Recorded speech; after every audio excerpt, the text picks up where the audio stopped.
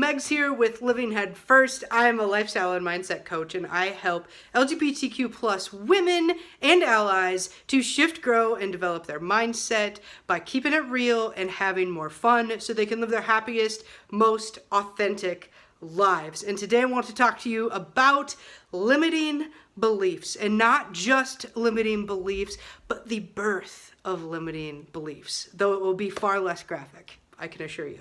And limiting beliefs were a huge thing that I needed to dig into when my life got to a place where I was drinking and eating way too much. I was in unhealthy relationships. I was making shitty financial decisions and obsessing over fitness and exercise kind of intermittently. It was a journey. I was doing a lot of shit that wasn't getting me in the direction that I wanted to go, and I wasn't happy. And the way that I eventually got to a place where I was able to love and accept myself and move myself forward with the behaviors that I wanted to have and doing the things that reflected the life I wanted to have, it all came from digging into where some of my beliefs about myself came from and what I could do to actually start managing and changing them, because there's only so much you can control. And I want to show you how I dig into what these things are, because a lot of us have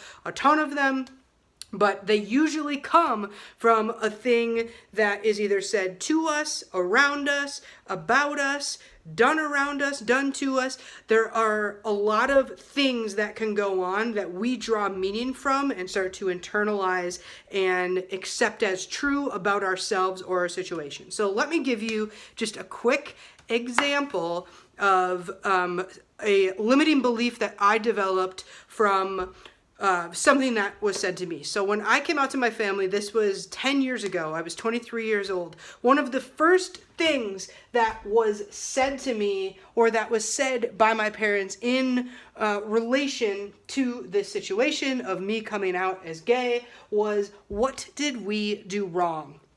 And this is kind of where a limiting belief ends with what somebody else did or said. Something gets said, it doesn't matter necessarily what the intention is, but we take it from here. We're the ones who are putting it into play. So it goes from what was said to what did I hear from what somebody said. You know how they say, it's not what you say, it's how you say it? Well, it's not what they said, it's what you heard when they said it. So what I heard from what did we do wrong as parents was, I, as myself, am wrong. I could be better. Other things that come up from it, but I don't have them written down, but that I was a product of somebody else's failure. So that feels pretty shitty, right? So that was what I heard, and as a result of hearing that, from myself, this is the meaning that I drew from what was originally said. What I now believe is that I have a problem. I'm defective. I don't live up to the expectations. I'm not doing what is expected of me. I'm a disappointment. I'm an embarrassment.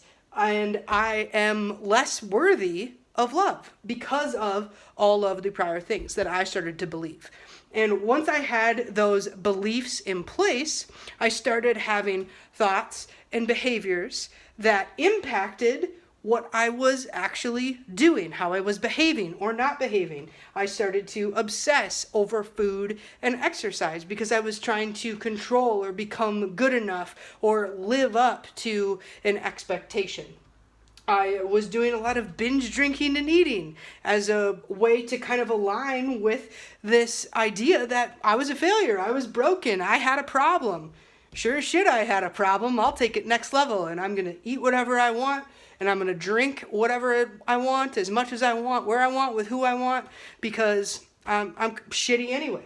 I wasn't going home, so I wasn't connected with my family. Any interaction that I had, I would just get frustrated because it's like, well, I suck anyway, and this is super turbulent, and I'm not into it. So I wasn't going home because of the beliefs that I had around this situation. And I had a bunch of unhealthy relationships, largely related to the fact that I felt like I was a disappointment and I wasn't worthy of love or a healthy relationship or being treated well because I was a disappointment and less than and whatever.